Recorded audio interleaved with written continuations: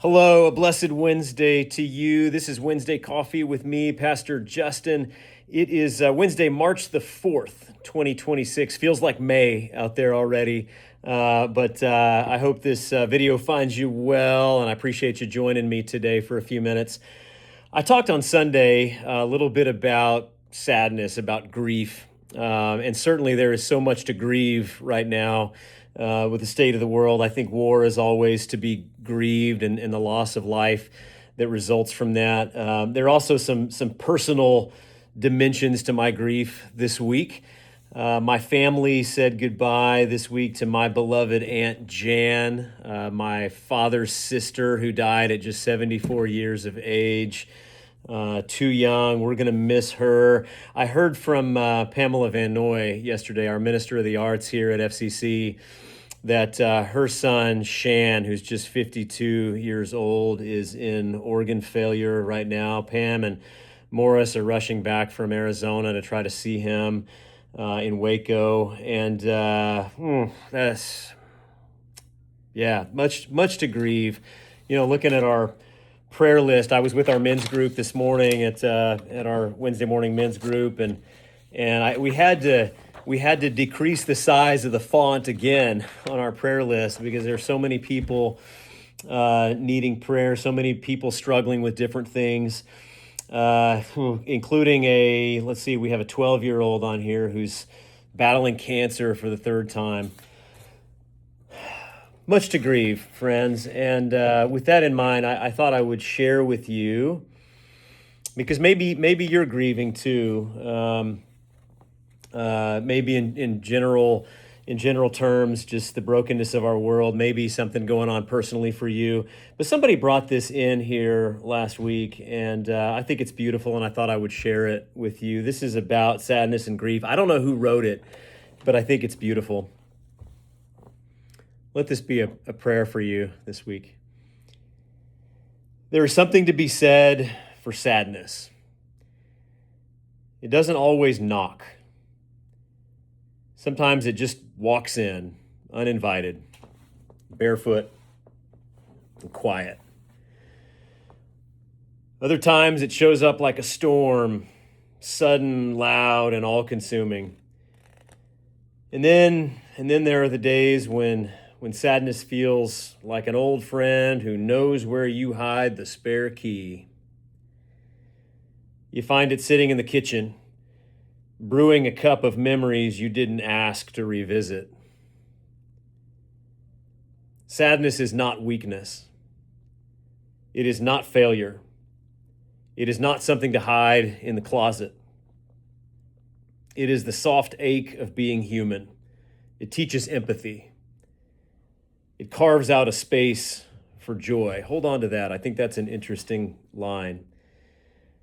It slows us down enough to remember what matters. Don't push sadness away. Sit down with it for a while. Seek what it can teach you. Even sadness has something to say. And maybe, just maybe, what it has to say is that you are healing.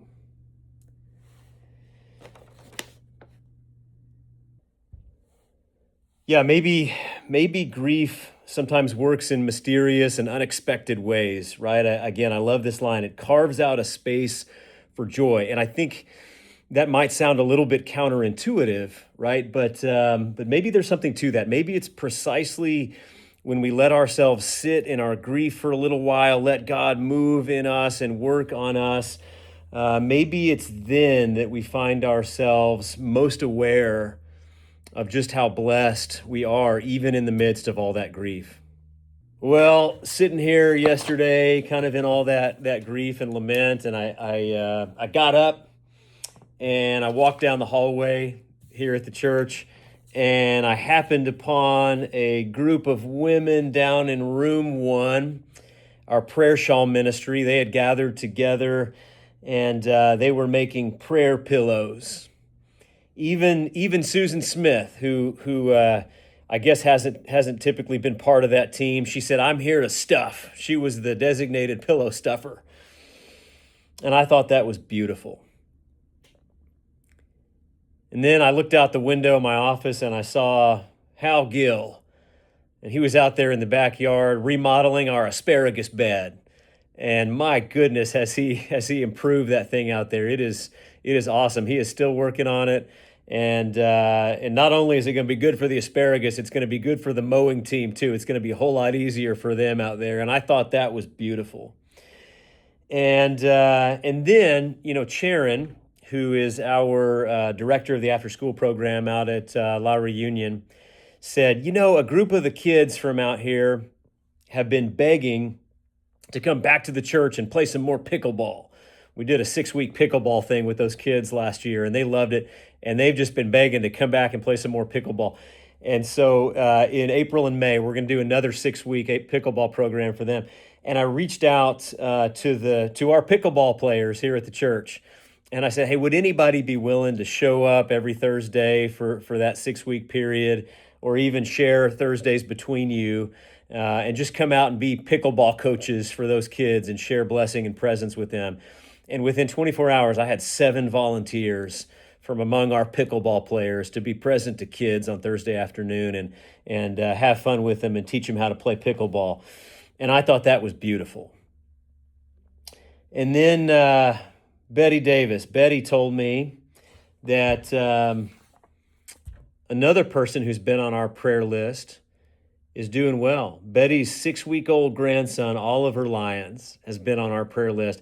And his family was frankly terrified because he was having trouble breathing. And the doctors were telling the family, we don't know what we can do. We don't know how this is going to play out. And Betty called her elder here at the church and asked her to be in prayer for Oliver. And we've been praying for him as a church. And 2 days later, Oliver went home and he's well. And I thought that was beautiful. And then I was walking over in the main office and I saw this painting that Paula Walker has made. She wanted to paint a piece called Living Water. And she painted this. It's hard to maybe see with the glare of my lights. I picked it up and I said, wow, Paula. And then I said, did you mean to paint a cross in the middle of this? And she said, what? Well, I looked at this and thought it was beautiful. Friends, our world is broken. There's much to grieve. There's much work to do. And God is good. And life is beautiful. And I hope your day today is beautiful too. God bless you.